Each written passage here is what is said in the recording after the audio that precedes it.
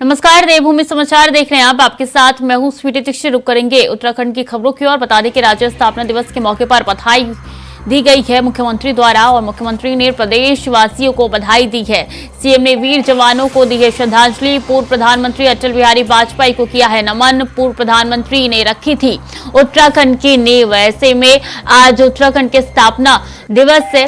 बता दें कि 24वां स्थापना दिवस है, तो सीएम ने श्रद्धांजलि दी है वीर जवानों को। पूर्व प्रधानमंत्री अटल बिहारी वाजपेयी को भी उन्होंने नमन किया है, क्योंकि अटल बिहारी वाजपेयी द्वारा ही नींव रखी गई थी उत्तराखंड की। 2009 नवंबर ये वो दिन था, ये वो तारीख थी जब उत्तराखंड की नींव रखी गई थी, और उत्तराखंड का नाम पहले उत्तरांचल हुआ करता था।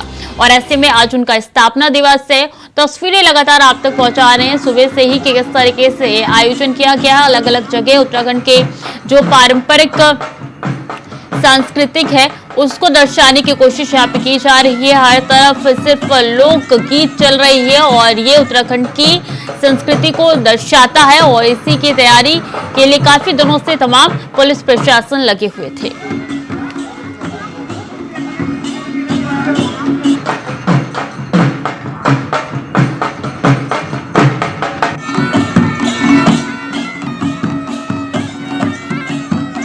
अभय गैंतुरा देहरादून से सीधे हमारे साथ जुड़ चुके हैं। अभय, आज उत्साह का माहौल नजर आ रहा होगा उत्तराखंड में तो? माहौल भी है, गर्व करने वाला दिन भी है। आज ही के दिन राज्य की स्थापना यहाँ पर हुई थी। 23 साल उत्तराखंड राज्य को बने हुए हो चुके हैं। राज्यवासी 24 मना रहे हैं। सबसे बड़ी बात है कि आज के दिन जो संकल्प यहाँ पर लिए जाएंगे, वो संकल्प आने वाले दिनों में उत्तराखंड राज्य के विकास के लिए विकास को समर्पित करने वाले यहाँ पर होंगे। इस प्रकार से राज्य का विकास करना है। राज्य के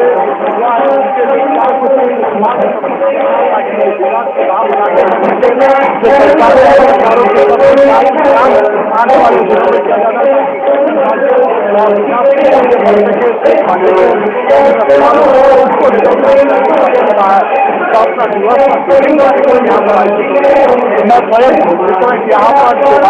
बिल्कुल, हर कोई बधाई भी दे रहा है। सीएम योगी आदित्यनाथ ने भी इस अवसर पर बधाई दी। तस्वीरें भी हम सुबह से अपने दर्शकों तक पहुंचा रहे हैं, और ऐसे में पूर्व प्रधानमंत्री अटल बिहारी वाजपेयी को भी यहाँ पे मुख्यमंत्री द्वारा नमन किया गया है। और आज चूंकि उत्तराखंड का स्थापना दिवस है, तैयारियां काफी दिनों से चल रही थी, और ये धरातल पे तैयारियां नजर भी आ रही है अभी, और इसीलिए आज का दिन काफी महत्वपूर्ण है।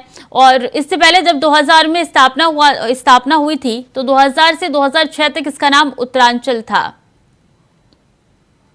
ये कह सकते हैं राज्य बना था, राज्य यहाँ पर रखा गया था, क्योंकि तब सोच ये थी कि पहाड़ों के अंचल का राज्य है।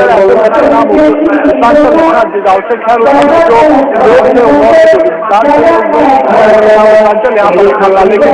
तो सुबह से आप हम तक तस्वीरें पहुंचा रहे हैं, सांस्कृतिक तस्वीरें हैं, लोकगीत भी लगातार चल रहे हैं। बहुत बहुत शुक्रिया अभय आपका तमाम जानकारियों के लिए।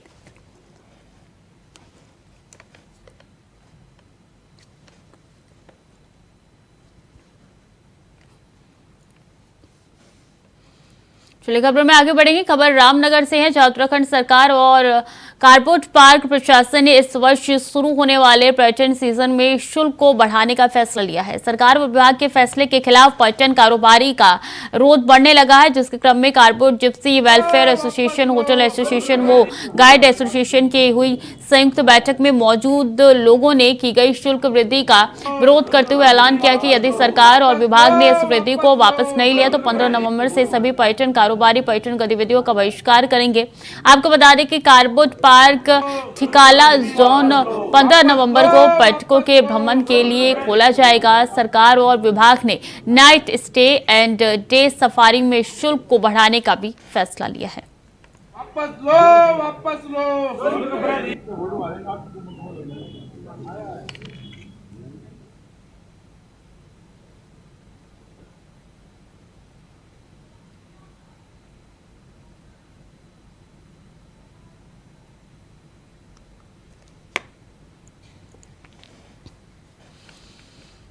उत्तराखंड राज्य स्थापना दिवस का आयोजन प्रदेश भर के अलग अलग जगहों पर किया जा रहा है। राज्य में बीते कुछ सालों से कई उपलब्धियां हासिल की है और मुख्यमंत्री पुष्कर सिंह धामी के नेतृत्व में प्रदेश में काफी तेजी से विकास हुए हैं। रिपोर्ट देखिए।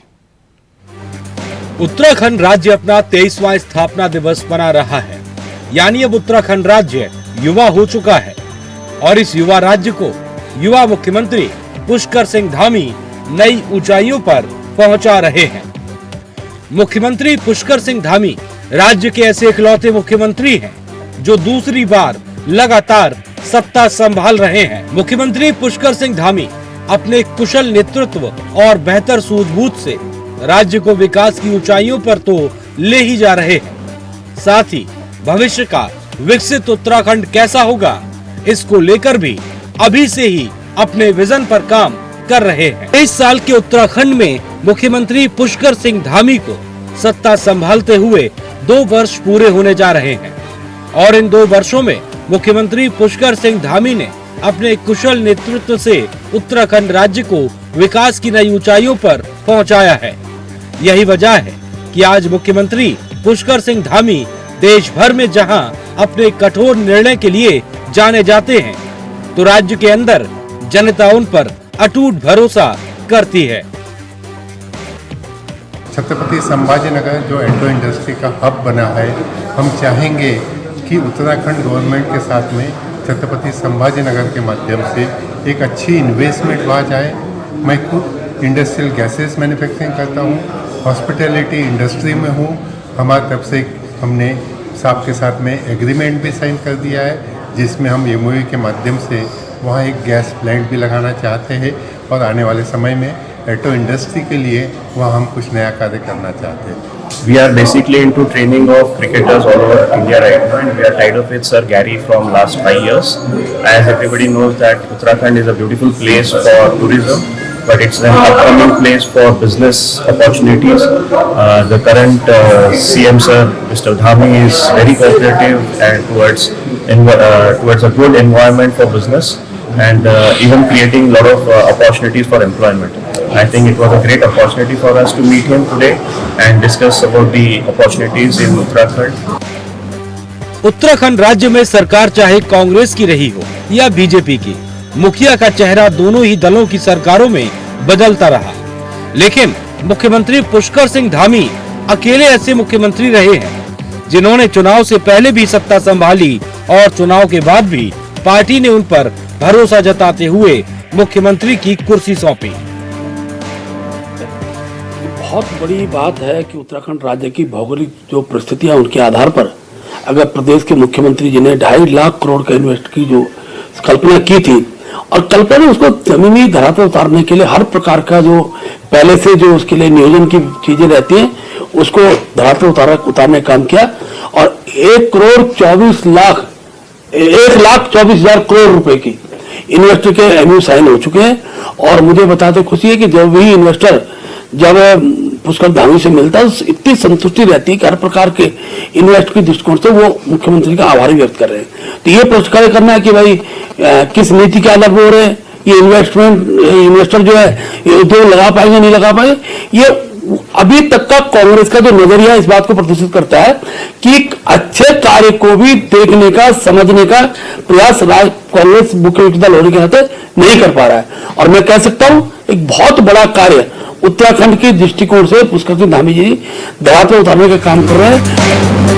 भर्ती परीक्षाओं के लिए सख्त नकल विरोधी कानून समान नागरिक संहिता का ड्राफ्ट अंतिम चरण में है। स्थानीय महिलाओं को सरकारी नौकरी में 30% शैक्षणिक आरक्षण लागू किया। राज्य आंदोलनकारियों को 10% से 36% तक आरक्षण देने की मंजूरी दी। जबरन और प्रलोभन से सख्त धर्मांतरण पर रोक लगाने के लिए कानून बनाया।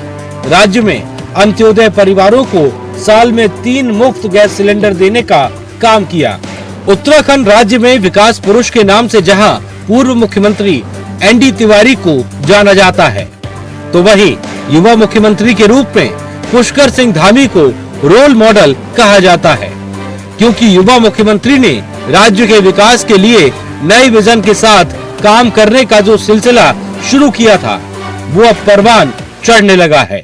आप लोगों की सबके जो पत्र है मेरे पास आ गए हैं, मैं सारे रेल मंत्री जी को दूंगा और उनसे आग्रह करूंगा कि हमारे यहाँ पर देहरादून के लिए भी, कोटद्वार के लिए भी, रामनगर के लिए भी, हल्द्वानी के लिए भी, हरिद्वार के लिए भी ट्रेनें यहाँ से लगातार होनी चाहिए, क्योंकि जितनी बड़ी संख्या में आज लोग आ रहे हैं, मैं देख रहा हूँ कि अभी हवाई जहाज भी जो एक दिन में जाता है वो एक बार भी उसको कम से कम 4 बार दिन में जाना चाहिए। इतनी ज्यादा आने जाने की संख्या है।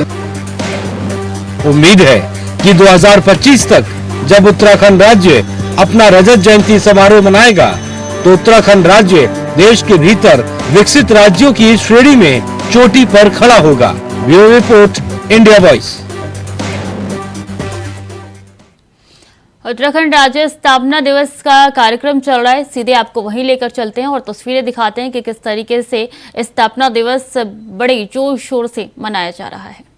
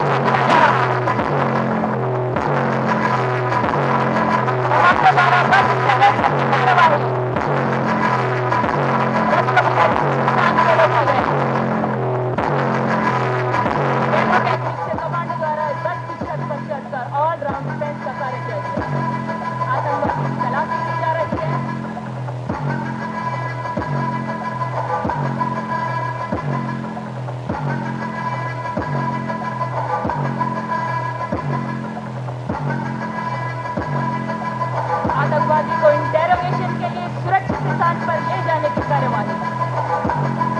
धन्यवाद।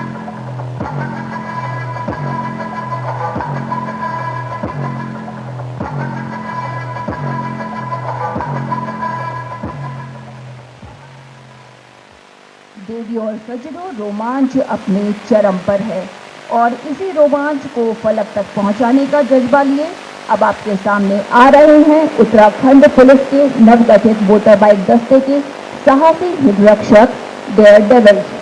ये हिमरक्षक डेयर डेविल्स उन विपरीत परिस्थितियों में जोखिमपूर्ण ड्यूटियों पर अपना कर्तव्य निर्वहन करते हैं, वहीं अल्प समय में ही तैयारी कर इस मैदान पर अपना हैरत अंगेज प्रदर्शन करने के लिए तैयार हैं।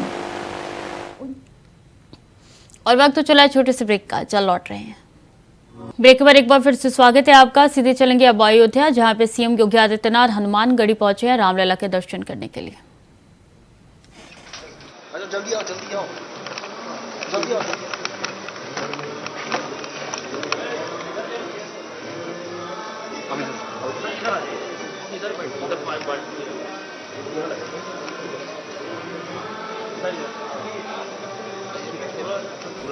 तो सीधी तस्वीरें आपको दिखा रहे हैं। सीएम योगी आदित्यनाथ पहुंचे हैं रामलला के दर्शन करने के लिए और इसके बाद से बता दें आपको कि कैबिनेट की बैठक भी होने वाली है। तस्वीरें काफ़ी महत्वपूर्ण है क्योंकि आज 9 नवंबर है। 9 नवंबर का इतिहास भी अपने आप में काफ़ी ज़्यादा रोचक रहा है और इसी इतिहास को आगे बढ़ाने के लिए, एक और कड़ी इसमें जोड़ने के लिए आज जो है तमाम कैबिनेट के मंत्री पहुंचे हैं अयोध्या और इसके बाद से मीटिंग भी होगी। जैसे ही हनुमानगढ़ी में जाके वो रामलला के दर्शन कर लेंगे। बता दें अस्थायी जगह है जहाँ पे रामलला को फिलहाल रखा गया है। उसके बाद से भव्य राम मंदिर बन के तैयार होने जा रहा है। 22 जनवरी को प्राण प्रतिष्ठा होने जा रही है। इसके बाद से आमजनों के लिए खोल दिया जाएगा। तो तस्वीरों में तमाम कैबिनेट मंत्री आपको नजर आ रहे हैं। डिप्टी सीएम ब्रजेश पाठक भी तस्वीरों में दिखाई दे रही हैं और बता दें कि हनुमानगढ़ी की ये तस्वीरें हैं, अंदर की है, जिससे ये पता चल रहा है कि सीएम लगातार हर दूसरे महीने पहुंचते हैं और कोशिश करते हैं कि एक बार दर्शन हो जाए रामलला के। सिक्योरिटी के भी पूरे इंतजाम आप देख सकते हैं तस्वीरों। इसके बाद से कुछ ही देर में मीटिंग शुरू होने वाली है। ये मीटिंग भी काफ़ी महत्वपूर्ण है और बता दें कि कई लिहाज से ये जो कैबिनेट की मीटिंग है वो इम्पॉर्टेंट है और ऐसे में कैबिनेट की मीटिंग जो है वो अब से कुछ ही देर में सीएम योगी आदित्यनाथ की अध्यक्षता में होने जा रही है। डिप्टी सीएम को आप तस्वीरों में देख रहे हैं। सीएम योगी आदित्यनाथ ने दर्शन कर लिए हैं और सबको यहाँ पे भेंट किया जा रहा है। क्योंकि दिवाली का मौका है और दिवाली के पर्व पर 3-4 दिन खासकर काफी रौनक अयोध्या में नजर आती है। दीप उत्सव मनाया जाता है, हजारों की संख्या में श्रद्धालु पहुंचते हैं, इसमें अपना योगदान देते हैं। दिए कई तरीके के सजाए जाते हैं, हर बार एक नया रिकॉर्ड अयोध्या बनाता है हर दीपोत्सव में। और इस बार की तस्वीरें भी काफी अहम है क्योंकि ये सीधी तस्वीरें अयोध्या से आप तक पहुंचा रहे हैं। रामलला के दर्शन करने के लिए सीएम योगी आदित्यनाथ पहुंचे हैं।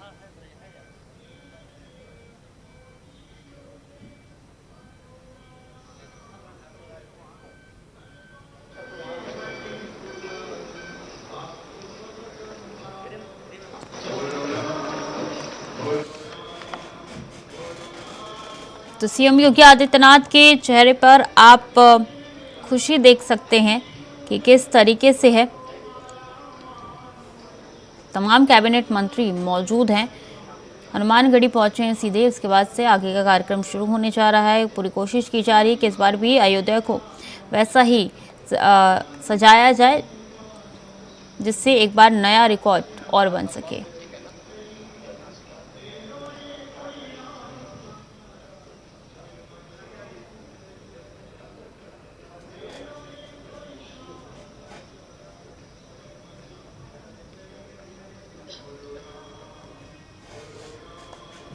तो रामलला के दरबार में योगी कैबिनेट पहुंचे हैं और इसके बाद से बैठक भी शुरू होने जा रही है। कई महत्वपूर्ण प्रस्ताव जो है इस बैठक में रखे जाने हैं, चर्चाएं संभव होंगी और इसके बाद से मुहर भी लग सकती है। इसमें अलीगढ़ का नाम हरिगढ़ करने पे भी मुहर लग सकती है। चर्चा होगी इस प्रस्ताव पर और सीधी तस्वीरें आप तक पहुंचा रहे हैं। सीएम योगी आदित्यनाथ बैठे हुए हैं हनुमानगढ़ी में, रामलला के दर्शन उन्होंने कर लिए हैं और ऐसे में बता दें कि ये तस्वीरें काफ़ी महत्वपूर्ण है।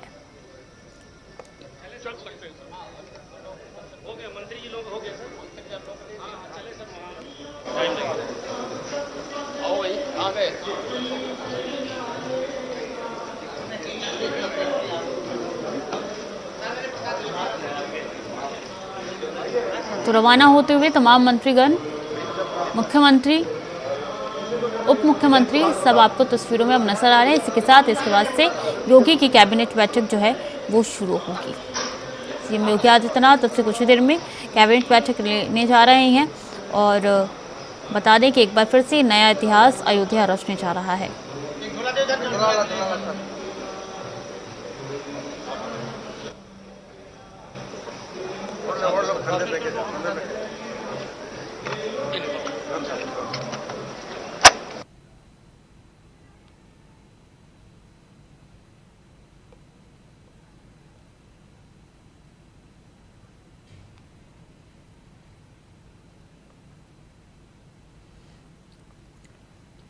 तो अयोध्या तस्वीरें, सीएम योगी आदित्यनाथ पहुंचे हनुमानगढ़ी रामलला के दर्शन करने के लिए और इसके बाद से कैबिनेट की बैठक होने जा रही है। कई ऐसे प्रस्ताव है जिसपे मुहर लग सकती है इस बैठक में।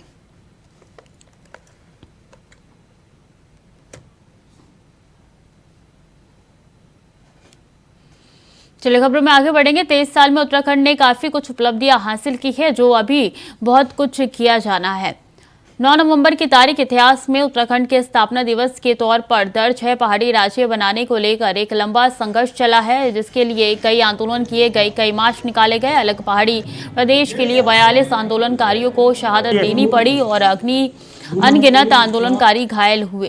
उत्तराखंड ने 9 नवंबर को अपनी स्थापना के 23 साल पूरे कर लिए हैं। वहीं बीते 23 साल में उत्तराखंड ने काफी कुछ उपलब्धियां हासिल की है, लेकिन बहुत कुछ और भी ऐसी है जो पाना बाकी है। राज्य आंदोलनकारियों की माने तो जिन अपेक्षाओं के साथ उत्तर प्रदेश से अलग कर उत्तराखंड को बनाया गया था, उन अपेक्षाओं के अनुरूप उत्तराखंड नहीं बन पाया। पहाड़ी प्रदेश होने के कारण पहाड़ का विकास होना था, परंतु आज पहाड़ खाली हो गया है, पहाड़ों से पलायन जारी है।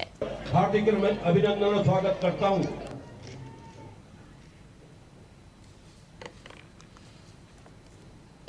तो फिलहाल के लिए बुलेटिन में इतना ही। खबरें लगातार जारी है, देखते रहिए इंडिया वॉइस।